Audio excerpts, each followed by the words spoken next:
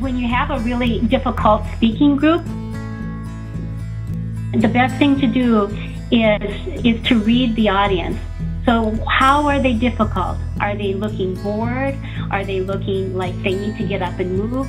The question becomes, what do they need from me? It's like, and I'll even ask that if there's like a little bit of a dip.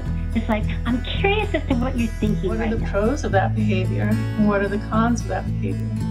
And then again, what are the pros of not doing that behavior and the cons of not doing that behavior? So that's the skill.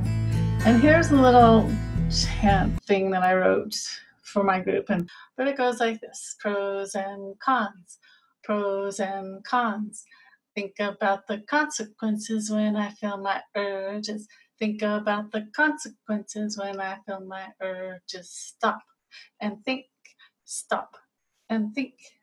Anyway, I teach that to my adolescent group, and one day we had this one patient that was discharged that was readmitted. So this girl comes up to me and she says, "Miss Deb, I was at my placement and the girls were teasing me.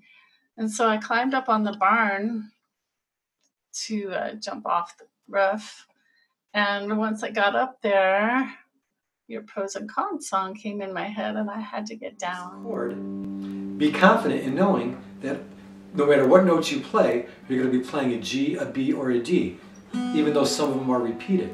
So once again, here's the exercise: 1 and 2 and 3 and 1 and 2 and 3 and 1 and 2 and 3 and 1. Now fill it in, and 3 and 1 and 2 and 3 and 1 and 2 and 3. And as an icebreaker with kids especially, it's a hilarious talking robot.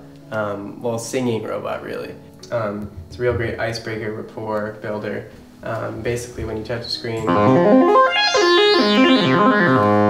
I can set it right now, it's set to a scale, C minor, and I'm just going to interact with Megan. Okay Megan, see what happens when the robot sings. That, well, for those of us who live in the US, there is a lot of conversation and debate about what healthcare looks like and how we can most effectively provide it. And I think that as music therapists, we can play a significant role in helping change the healthcare system to become more patient-centered, more compassionate, more honoring of how quality of life affects one's health and well-being. And while I would like to see that happen throughout the entire healthcare system, hospice is a great place to start since it is focused on providing comfort and enhancing the quality of a person's life at the end of life. Learners.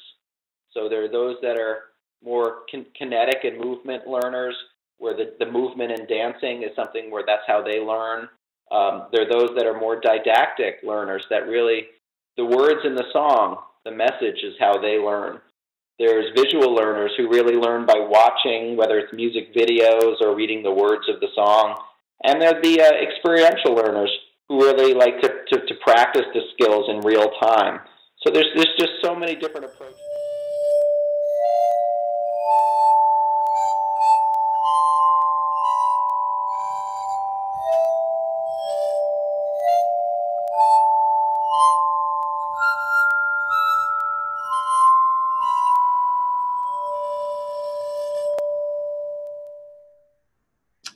So the next thing to do is go visit thespiegelacademy.com and get your coupon for a discount off your next CMTE class. This is Deborah Spiegel, Director of the Spiegel Academy. See you soon.